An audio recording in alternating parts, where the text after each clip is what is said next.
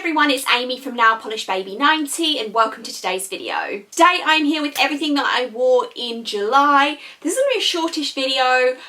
I'll get into a little bit of why at the end and kind of give you a rundown of what kind of videos you should be expecting for the month of August because I'm very excited that I have a lot to show you. But for now, let's start with what I wore last month and then take off with that at the end of the video. So mainstream wise, I did wear one Sally Hansen in collaboration with Jelly Belly, and this one is the French vanilla one. So it's just a white, just off-white polish with a ton of itty bitty little charcoaly black speckles in there. So it is a mainstream cruddy polish, which is not something that we see a lot, so I'm trying to kind of pick these up as I see them. I've said this in other videos, I'm not going to pay lots of money for them, but if I see any of the Insta Dry with Jelly Belly or Sour Patch Kids in TK Maxx, I tend to grab them. So I did enjoy this one. It was nice to see a cruddy from a mainstream brand, and it did get opaque in 2 coats. So starting us off with 2 coats of French Vanilla, which I don't know if I said that, by Sally Hansen Insta Dry. 2 from Essie, and these were 2 from my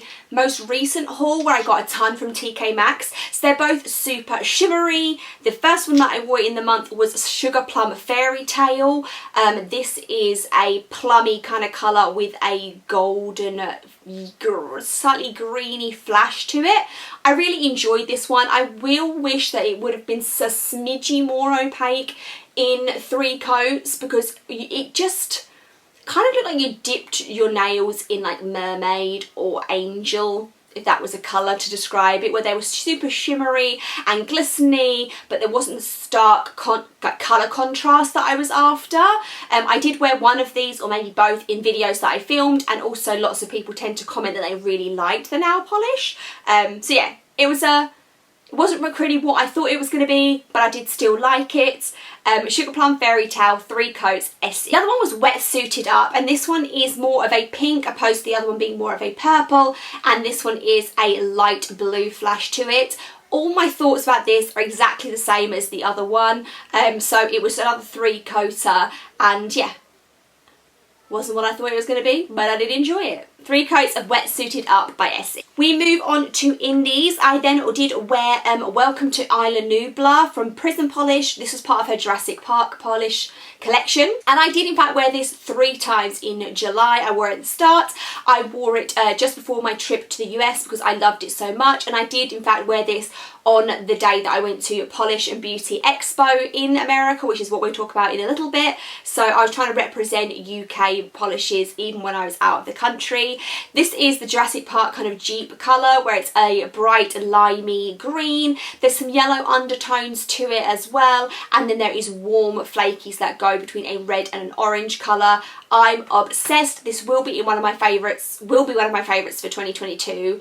I cannot recommend this polish or the brand any more than I have done already. So that is 2 coats of Welcome to Isla Nublar by Prism Polish. And as you know, all indies will be linked down below. Another European indie, and this is Miss Sparkle, and this one is Bedtime Bear from her Care Bears Cruddy collection. Now, I love these because they are super chunky, but dare I say it, this may be too chunky. It was really glitter heavy, like, oh my goodness, beyond anything I'd ever tried before. It was so glitter heavy, so it did take quite a lot of manipulation to make it work, and maybe you would either need to maybe thin it or maybe wear 1 coat over white in the future to make it work. So yeah, this was my least favourite out of the Care Bears ones that I've tried from her. So it is white with yellow stars, blue moons, and then blue hexes. So it's that kind of nighttime look. Yeah, 3 coats and a lot of manipulation of Bedtime Bear by Miss Sparkle.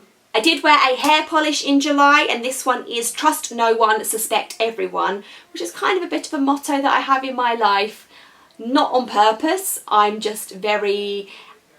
it takes me a long time to get to know people. I am quite a suspicious person in general, so this one did stand out to me for that reason. I don't think we've been showing it to you yet. It is a limey green base, and then there are matte green glitters in there. Some of the hair polishes, although I love them dearly, some of them are in more of a sheer base than what I would like, and this was an example of that. I would have liked the green base to have been slightly more opaque with the glitters. It did get there in 3 coats, but I wish it was a 2-coater, just on preference.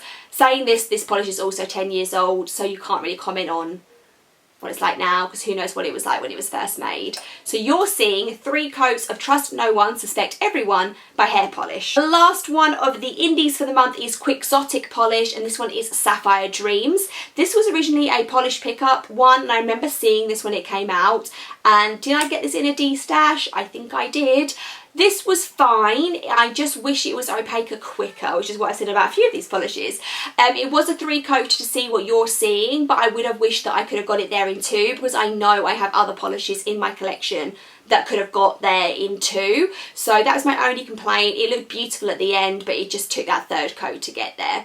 So Sapphire Dreams by Quixotic Polish, 3 coats. I did receive some gifts in July, and I did swatch these and put them on my Instagram, but I haven't shown them to you in a video yet. So I did get some gifts from Earthy Nail Polish, and I will obviously link them down below with everybody. So there was 2 polishes to swatch. So the first one was Poseidon, and this is a bright cobalt blue cream colour, nice and opaque in 2 coats. They have a bamboo cap to them, and a lot of what they are going for is kind of like the earthy natural nail polish, so free from 21 free harmful chemicals and up to 99% natural origin. So if that is something that's important to you, then this is a great brand to look out for. Like I say, I think they're UK based, and I will link them down below. And the red one was called Firecracker, which is one of my favourite kind of colours, where it's an orangey red, and again 2 coats like with the blue. So my impression of these was really good, nice quality polishes.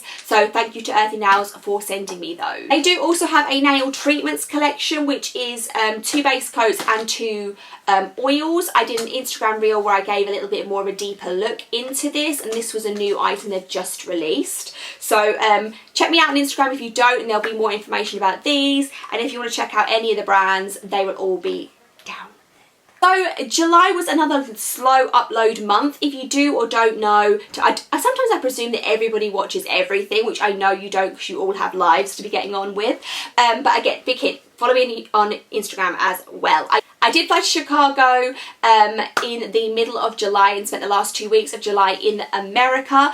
4 days in Chicago and then 10 days in Michigan. So I did time it nicely that I was there for Polish and Beauty Expo, which I'm sure you've seen a lot of people talk about over the past few weeks. So apologies that all of my kind of PBE content is going to be late.